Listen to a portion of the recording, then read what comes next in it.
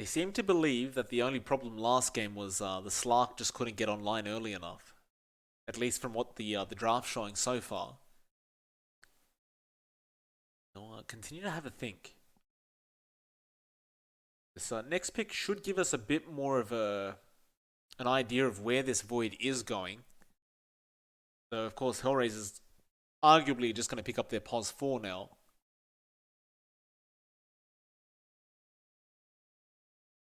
They have left their position 4 pick quite late into the draft. It's not too usual that you see it being left this long. Yeah, I think they wanted to leave themselves a bit more open. They were kind of trapped in with that Shadow Shaman. It didn't quite get as much done as they'd want. I think they're still going to be looking at the support that can leverage that early push they can get with a Chen. Jakir is an option they could look at if they wanted to. Maybe even something like Snapfire doesn't quite push, but I think it fits in okay, although that will leave you with a lineup that doesn't really have the best for lockdown. So it's going to be interesting to see what they do close out with. I mean, they're eating right through the reserve time, and this is still their fourth pick. Like they're going to have to somehow take the time to okay. So hold on, is there something I'm missing here? Like, is one of these heroes a position 4? They go for the mid Husker up against the Ember, which works great. I agree with that. But I still think VP have the potential to switch up the lanes and just pick another mid laner and force the Ember to go bot. Yeah. I don't know about this Husker. Like it's still a Husker. It still does work. Right. Um, But I'm not VP sure how won't it run the slots Ember in mid. here. Not anymore. No, I reckon they're going to try to go for something else. They do ban the Oracle, okay? I mean, they had that remaining ban. Just go for it. It obviously would just slot right in there for HellRaisers. Could we, could we potentially see... I mean, it may not be great up against the Husker matchup. I think we could both agree on that. We could see something cheesy like a Meepo pop out, even a Broodmother in this instance. There's not really much wave clear. I mean, to be fair, it's... I think with a Brood Mama, the Void Spirit could be an issue. Yeah, the Like, Void Spirit, yeah. could pulse right through those spawnlings, but I think the Meepo could be possible, though Ricky kind of makes that a bit harder. So Right. I don't think those cheese picks are going to be a major factor to counteract that Husker. They do go with the Abaddon for HellRaisers. Okay. Rather interesting lineup in the end. Definitely does feel like they're trying to pull a sneaky here onto VP. They do have ways of sustaining that Husker, giving him a lot more HP to play with that shield. And of course, the heal coming out from the Abaddon and the Chen. They've got a lot of leeway and tankiness in these heroes. VP, I wonder how they're going to close out. Like, they definitely probably aren't looking for the Ember Spirit to match up against the Husker. The issue is, even if that lane doesn't happen, Husker can just follow the Ember Spirit. You could throw the Void Spirit mid. And even just throw VP off entirely that way as well. Well, VP now, they have their last pick. I personally like the Abaddon, especially with the Husker Ricky, and here we go. There you go. All right, pull out the Viper, get that inbuilt break up against that Husker. You know, John, Viper, although it hasn't been quite as popular as of late, it still doesn't lose lanes. It's still No. that hero. Yeah. I don't think the fundamentals of the hero has really changed too much. It's still that lane dominant hero that's really annoying to play against, into the early and mid game. It's that laning powerhouse that I think you can always rely on. It's going to be interesting to see how far Kasani can push no one this time around. Does look like they will be matching up, unless HellRaisers is just going to be throwing Kasani around to follow Kuman, which seems like it would be preferable. I'm not sure if you really want to invest that time, though, to play cat and mouse. It should be quite an intriguing game. HellRaisers going for the same style of lineup. They do change it up a little bit with the Ricky, with the Husker, with the Abaddon. Arguably a better draft. And I only say arguably because I don't want to predict anything before this game starts, because last game VP proved that the draft didn't matter, or the Chen draft didn't matter at all. And I guess it's going to be about whether VP can shut down this draft once again. Arguably a little bit harder up against the Husker, but you certainly have the answers there. Yeah. that you definitely do have a way to respond to that. I think the key thing is for HellRaisers to really hit their timing, especially since they have that Husker. They want to be up and running early on. They want to mount these objectives fast. They have to ensure Nyx gets a pretty, free lane. That's always a key thing with a Ricky core. But I think that's definitely something HellRaisers can get done. And if they get big enough in Ricky, they just start taking these towers early on, pushing Virtus.pro back, forcing them to play on the back foot. Because once they're behind, it is going to be harder to jump back in. I mean, they've got the Viper, right? That's something that wants to dominate that early portion of the game. If they don't get that dominance, then, well, HellRaisers sets themselves up quite nicely. All right, well, game number 2. Of course, HellRaisers need to pull off this win to force to a game 3 and get their chance at the grand finals. VP would love to get the 2-0 in this series and just secure their spot in these grand finals, which will be within the next day or two. Already know one giving the tip over to Roger. There's some lobby chat earlier. Pretty fun stuff. A lot said about anime. You were asking what anime was, and you mentioned to me that apparently it's a kebab anime. Yeah. No. So I was asking Roger what anime his profile picture's from, and he said he doesn't know, it's some volleyball anime. And then the actual conversation where he says kebab anime was from chatting with Solo. He's like, first an anime profile picture, what's next? Kebab anime. That would be amazing. I don't see what the problem is. It's, that's what anime should be about, John. Kebabs are delicious. Definitely are. Kerman getting caught out by that Aether Remnant, but it doesn't really hold him down for long. It's just standing around taking the hits. That's the thing with the Void Spirit, though. It has a very high base attack damage. You've got to be a bit careful about how many of those strikes you take. Yeah, it's interesting. They do let their outposts slide to each side, but it does look like they should be able to take each rune 2 for 2. That is going to be the case. So we are going to be seeing Kasani up against no one down mid. And it's a case of cancer up against cancer. You know, these two heroes are never fun to lane against. It's going to be interesting to see which one does overtake in terms of this disease that's going to be spreading down mid. The persecution starts now. And on that note, John, wash your hands, for the love of God. Stay at home. There's plenty of Dota to watch. Oh, yeah. No one. Kasani. Gonna go at it. Of course, this arguably should really be no one's win. Like, the Husk is great and all, but up against the poison attack of the Viper, with the added range that Viper has, Kasani shouldn't really have too much of a chance of winning this matchup. Up until at least you get the Berserker's Blood and you have that passive heal coming in. Maybe then you could say it's going to be more even. But then, if no one goes for the Nether Toxin, he has the break. You can argue the blood doesn't really matter. Yeah, it's really just on how far each side will take it. I think the person who does turn around and trades more is going to win, and you take a look at that. No one does apply a lot more stacks. More importantly, though, Solo does go down to Funnick on the Abaddon. That'll be the first blood going to the way of HellRaisers this game around. So already a much more positive start for this Radiant side. And, well, it's a lane we should talk about. The Abaddon Void Spirit. It's a hard one to contest. This is a position for Void Spirit as well. Aether Remnant going to connect. Kuman going to try and slide a fist his way out, but now with that Curse of Avernus active, it does take a lot of harassment with Maposhka. The T1 really gives it back to him, and he'll be forced to salve up. Yeah, it's a rough time for VP this time around. This is exactly how HellRaisers wants their lanes to go. I think as long as they can maintain this success, especially up top, keep Kuman down, it's going to be hard for him to bounce back up. You know, the Ember Spirit can farm fast, but it's definitely not the position you want to be in. You want to be active earlier on, although Kasani. It's a Fairy Fire. I think he still ticks out. Yeah, the poison attack, it will be enough. There was a lot of stacks. I think it was 5 at top lane, though. They get the Ember. Kuman.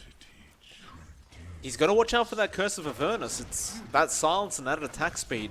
It makes a lot of work happen, again, especially when you have two heroes that have relatively high base attack. Yeah, it's rough here for VP in game number 2 so far. HellRaisers just really leveraging that top lane quite nicely. And of course, while all that's happening, that bot lane is going pretty darn well as well for Nyx. Like, he's having a good time here. Not much resolution, and Zayats can really do. They are being zoned out quite nicely by Roger this time around. Roger trying to ensure that his Riki has the freest of lanes. Rezo not going to be too concerned about any form of harassment. Of course, he does have Retaliate. Does make it a bit awkward for Roger to actually try and harass this Centaur, as it may work against him later on. Speaking of, Blink Strike going to be there, but Hoof Stomp immediately out from Rezo. If you are the Riki in this laning phase, you understand there's no real kill potential on Rezo. You just accept that and you just try to farm up the best you can. Yeah, there's really not much you can do to stop the Centaur. In fact, you have to be weary the Centaur trying to get a combo off.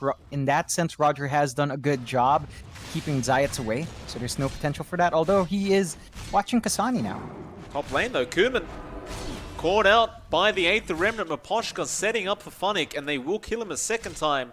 That's going to be 3 kills up in the off lane. Now the bottom lane, Rezo. They're trying, but it's going to be to no avail, and Rezo, with that passive regen, will be able to heal himself up before they can really go again. Yeah, it looks like VP is kind of sacrificing lanes here.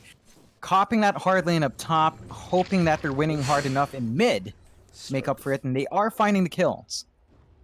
No one, again, getting a kill on the Husker, and Zayats was there with the Stroke of Fate. And it looked like it connected, but perhaps it didn't. Nevertheless, whatever it was enough for no one to get the kill on the Viper. And this Husker, usually a very, very lane-dominant hero. This game, not so much. Yeah, and that might end up being a bit of a liability for HellRaisers if they're not careful. Sure, you're slowing down his Ember Spirit, but he can pick up the pace in that mid to late game as long as he gets some recovery farm. The Husker, it does feel like it has a bit of a window. It can scale up into the late game now, just a bit better, but it's still that early to mid game dominant hero, and you don't want to test that. Top lane, Kuman again going to be caught out here by Funnick with that Curse of Avernus. He plants a tree, but it's not going to help. Maposhka this time secures the kill on the Void Spirit. That'll give HellRaisers a 4-2 lead. This top lane is turning out to be a real write-off for Virtus.pro, as Kuman just can't get any form of farm. Definitely can't. He's having it nearly as bad as her Husker is, right? So Kasani and Kuman pretty much tied up in farm. Where the both teams are really trading their farm is how far the respective mid and safe laners are going. So VP is focusing on giving no one a good time with his matchup, and HR is betting on their Riki to get too big to deal with. Maposhka gonna rotate over onto Zayak, but now no one. He responds. Inkswell is there from Zayats, and he should be able to, though no. There was a nice dissimulate, and that will allow him to get away, but the poison attacks no one. Still stacking them up. Maposhka! So close to TPing, but I believe he probably would have burnt out in the fountain anyway with that many stacks of poison. Oh yeah, that probably wouldn't have lasted too long. And you've got no one now in a position on the Viper where he's level 7 compared to our Husker at level 5. Not a good sign for HellRaisers, at least down mid. And this Husker pick definitely put into question here, as they do scan him out once again. They're still going. Yeah, Zayats has the Inkswell. You have Stroke of Fate to slow him down. No one. He just runs so fast with that Haste Rune, though. Aether Remnant, again, perfect from Maposhka, but it doesn't matter. No one just says, oh, that's fine, you've got me for about a second and a half in this Remnant, and after that, I've got Kasani. Yeah, and all this movement, all these responses from HellRaisers is starting to open up those side lanes. Like, you do see a lane switch now. Kuman facing up against our Riki, and still not having quite the best time, but definitely not as much pressure on him as there was before. So this should allow him to try to catch up to our Riki's farm. While I agree there's not much pressure, it looks like Kuman is still being fairly aggressive with the Flame Guard and the Sleight of Fists. Well, Roger's going to be there to just heal him up anyway, and we are actually going to have a disconnection coming out from Nyx. HellRaisers. They were the team that were having some connection issues before. They are going to keep having them as this second game goes on. Hopefully not for too long. And, you know, I got to ask the question. I mean, we talked about it so much already, but what do you do up against this Viper now? Because no one's got a completely free lane. Nobody's even there soaking XP because you can't. What can you do now? Like, do you just kind of wait out the Viper to just drop off as a hero? Because it does eventually start dropping off. I think your best bet is to ensure that your other lanes are winning out, so you compensate for losing out with your Husker. You make sure Nyx keeps this momentum up on his Riki, hits his timings much earlier than you'd expect, and hopefully gets way bigger than the Viper does eventually. He does have a bit of a timer. There is a point where he kind of plateaus, and that's the moment when the Riki can really shine. The issue is, you have to allow that to happen. You have to, again, invest in this Riki, which they have been doing quite well, but VP is starting to apply a little bit more pressure into that hero. With the Chen lineup as well, I mean, you're going to lose your tier 1 mid towers soon to no one. It's going to open up the jungle, and after that jungle's open, Kasani's really got nowhere to run.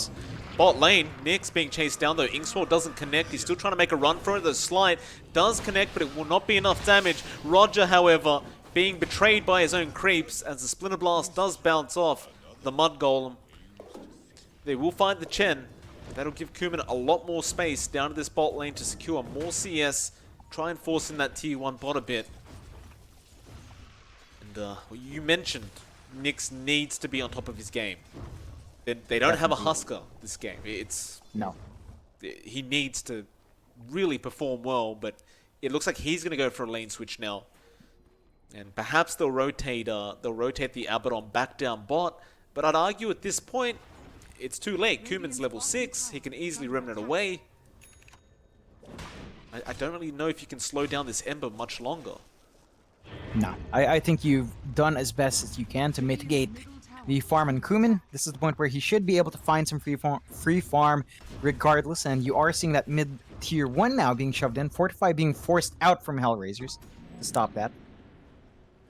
It will only delay things. They are rotating heroes up, but up against the Viper and the other two that are sticking with the Viper, I don't know if you really can do this. Maposhka gonna go for an Aether onto Solo. He does have a lot of damage, and Dissimulate gonna be there. Solo still surviving. Now they'll turn. Stampede gonna be pops. Zayats there with the Inkswell and no one. He's there with the poison attacks. The Mud Golem actually blocking up no one quite well. Roger, some great micro from him on the Chen. It probably won't save him, or maybe it will as Funnick rotates up on the Abaddon. And that'll be enough for VP. They get the Void Spirit, they go back to farming their jungle, and that tier 1, it's 188 HP now. It's on its last legs. Yeah, it's not going to be long for this world, and it's going to be rough for HellRaisers now. Like, they did have a bit of momentum early on. We're at the 10-minute mark. They're 4-6. They've only got less than 1k gold in their bank. They haven't really applied pressure to any sort of tower just yet, although Resolution is being dived. 8th Remnant doesn't connect, and they needed that. Kuman now with the rotation straight onto that pos 4 Void Spirit. Remnant is going to be on point this time, and Maposhka still not level 6, doesn't have the Astral Step, but apparently he just walks away. Still Remnant's forward again from Kuman, but now the 8th Remnant connecting on the Ember, and Kuman, Sleight of Fist did connect on Maposhka, but without any Remnants, he's not going to risk his own life for a pos 4. He'll just get back to farming a free wave. Yeah, they do lose out on their mid-tier 1. That did give enough space to VP to clear that out, but HellRaisers does try to shove in that bot tier 1 as well with Funnick and Nyx. Smoke from VP. They are going to spot out Roger eventually, but the smoke was broken. Poison attacks flying out with the Stroke of Fate, and Roger loses half his HP. But no one not really willing to risk giving up his life, as he would be worth a fair bit of golden XP right now. We'll just walk away. I'll keep it at a 4-6 VP's way. Net worth, surprisingly enough, John, only just above 1k, but for HellRaisers. Yeah, it's not much going the way of HellRaisers. In fact, I'd reckon you'd expect a bit of a higher lead from what HellRaisers has. Again, you have to remember, they have a Chen, they have a Husker, and these heroes have just not had that impact that you'd expect. And they really have to try to pick up the pace. They've lost the first tower of the game as well. Nyx now forced to lane up against no one for some reason. I don't think that's the lane you really want to show yourself in. That Viper is just a very scary poisonous dragon right now. Dire's top tower is under Well, it's not like anyone else can do it. Radiant's bottom tower He is under tries. attack. No one now going to have a 12-minute Maelstrom coming out on the courier. In fact, it was before that 12-minute mark, so very, very fast farm on him. Radiant's middle tower is under attack. That's going to be a nice little power spike for the Viper. As HellRaisers, they will start forcing down the top tier 1, but their bottom tier 1 tower was taken as well by VP. So you can argue it's just a direct trade between the two. And that'll be it. HellRaisers, they understand they still need more farm. Farm takes time. So Kasani, he has managed to farm up an armlet during his time in the jungle. Going to be trying to go after that Heaven's Halberd after that into a BKB. And I think that is probably going to be the optimum kind of build up against the Viper and Ember this game. Yeah, for in all fairness to Kasani, like, despite that rough start in lane, he's still doing okay in terms of farm. He's doing better than Kumin is, at very least. So he's got a bit of gold advantage compared to that pos 1 Ember Spirit. And that's a fairly good spot to be in, considering the Huskar was just shoved out of lane. HellRaisers actually going to sneak a Roshan. Now this could be a big play. Because they have the potential with the Huskar and the Chen. No one is rotating over now. They can't afford to give this away in Stroke of Fate. Will give vision. Zayats, Soulbind straight on the Abaddon. It locks him with the Riki. Inkswell going to land on 2. They go after Kasani, who's still surviving, but not for long. He does get the disarm off. Slide of Fist from Kumin, and no one will finish the job off with the Nether Toxin as Roger trying to run away. He's not going to be able to, and now the Roshan. Less than half HP. About a quarter HP, in fact. But HellRaisers need to fight this. They can't give it away. It is going down fast, but you have still potential there with Miposhka on the Void Spirit. He jumps in. No. He gets the Aegis as well, but there's the Winter's Curse coming out. They lock down the Abaddon. They lock down everybody else. The Aegis has been denied off essentially as Nyx goes down. Bunnik goes down. And Miposhka, do you survive this? Aether Remnant would hold back. Zayats on the Grimstroke. And I guess on a positive note for HellRaisers, they deny the Aegis from VP, but to be fair, VP wasn't the ones who started the Roshan in the first place. No, yeah, overall, I don't consider that a win for HellRaisers. They lose out on their Riki. That's the biggest target you could really give away there, right? Like, this is the guy you need to be up and running now, or at very least sub 20 minutes. This guy needs to carry that weight. He needs to be able to eat through that Viper, silence out the Ember Spirit and Viper together, and just get that work done. HellRaisers, in their haste, forgot about the Winter Wyvern solo. Just casting a really beautiful Winter's Curse to lock them up with the follow-up coming out from Resolution. There's too much to deal with at that point. Actually baiting HellRaisers forward. Kumin getting vision. He has a double damage rune. It's a lot of damage with Sleight of Fist. They are still very split, so VP probably not going to go for this team fight. And this is the time where HellRaisers are meant to be at their strongest. So, I say that, Nyx hasn't even got a Diffusal Blade up yet, but it's meant to be the time. So VP may slow the game down a little bit. They have a 2k net worth lead. There's no real harm in just farming up for a while. You haven't even got a real core item on Kumin yet. He's just trying to pick up what looks like a Maelstrom. Maybe even a Blade Mail up against the Huskar. Once you have one of those items up, that may be the what you need to really feel confident. Speaking of core items, Resolution does get his blink up now.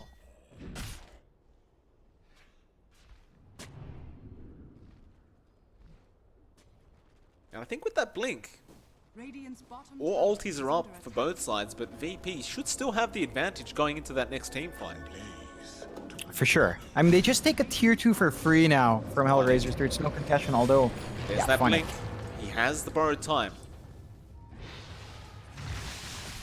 That'll be enough. With that borrowed time down... Oh, Kumin? They are setting up. Trying to try and go for this tier 2 push, as now they get the hoof stomp again. Funnik still will be able to run himself out. That's all they wanted that borrowed time for, because once it's down, you can't expect Funnik to feel confident enough to try and defend this on his own. And tier 2 mid is way more valuable than a tier 2 top tower. And speaking of that tier 2 top tower, John, there's really no damage being dealt to it right now. They're not even going to take it out. Is under attack. Now they just take that opportunity to take control in that jungle for a bit, get some farm going for themselves, but they don't manage to take that objective.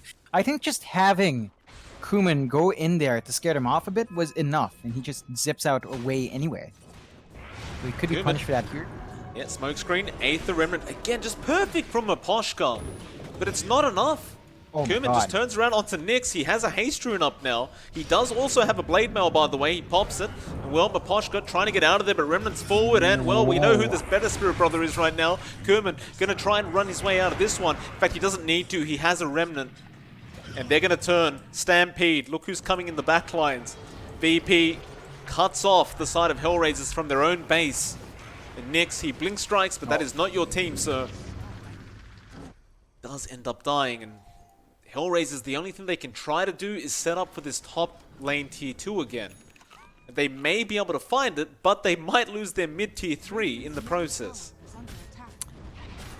Yeah, it's not a safe push for them to go for. They just lost a lot of heroes. They need to bring numbers in to defend this tower, because every time Resolution gets hit by the tower, it just takes damage. So you're not really defending too well by allowing that Centaur to just get free damage in. No one's got a Dragon Scowl as well, so now this Viper is doing so much tick damage. This tower not going to last long, and this is such a great neutral item to siege down towers, especially as a core like Viper where you're not really meant to do that.